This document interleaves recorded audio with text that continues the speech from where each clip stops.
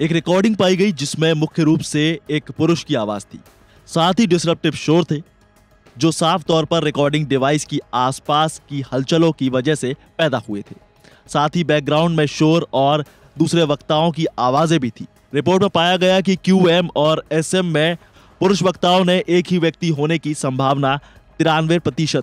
ये truth labs की report है जिसके आधार पर सुप्रीम कोर्ट में एक याचिका दाखिल की गई है। ये उस ऑडियो क्लिप की रिपोर्ट बताई जा रही है जिसके आधार पर मणिपुर के पूर्व CM बीरेन सिंह पर ये आरोप लगे हैं कि मणिपुर हिंसा को भड़काने में राज्य के ही CM बीरेन सिंह का पूरी तरह से हाथ है।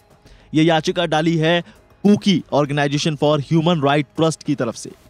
वहीं इस याचिका पर CJI संजीव खन्ना और जस्टिस संजय कुमार की 2 जजों की बेंच ने सुनवाई की थी। अब सवाल ये आता है कि क्या मणिपुर हिंसा पर पूर्व CM बीरेन सिंह के जो ऑडियो क्लिप वायरल हुए हैं वो सही है?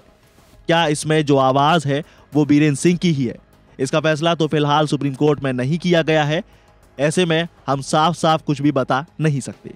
लेकिन बार एंड बेंच के मुताबिक सुप्रीम कोर्ट में ट्रुथ लैब्स की इसी रिपोर्ट के आधार पर senior advocate Prashant Bhushan CJI Sanjeev Khanna की बेंच में दलील दी है कि मैंने टेप रिकॉर्डिंग्स की प्रतियां सुप्रीम कोर्ट में पेश कर दी है। एडवोकेट प्रशांत भूषण ने भी ये दलील दी कि ट्रुथ लैब्स ने पुष्टि कर दी है कि 93% ये आवाज पूर्व CM बीरेन सिंह की है।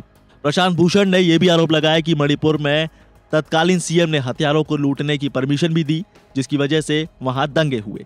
हालांकि मणिपुर सरकार की तरफ से सॉलिसिटर जनरल ने लैब के नाम पर चुटकी भी ली और कहा कि ट्रुथ लैब्स की रिपोर्ट FSL की रिपोर्ट से ज्यादा भरोसेमंद है। गौरतलब है कि इस याचिका में दोनों कथित टेप्स की स्वतंत्र जांच की मांग की गई है।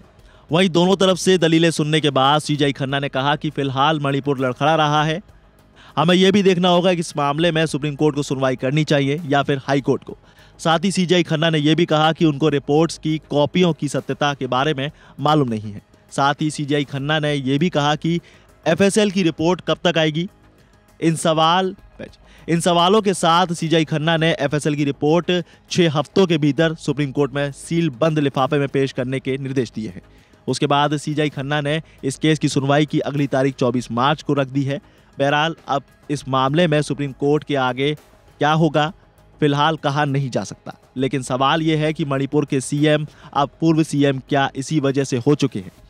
वहीं सबसे बड़ा सवाल यह भी है कि मामले में BJP के अंदर खाने में ऐसा क्या हुआ कि करीब 2 साल से जल रहे मणिपुर के CM को अब इस्तीफा देना पड़ा है। इस खबर में बस इतना ही। बाकी अपडेट्स के लिए जुड़े रहिए वन इंडिया हिंदी के साथ।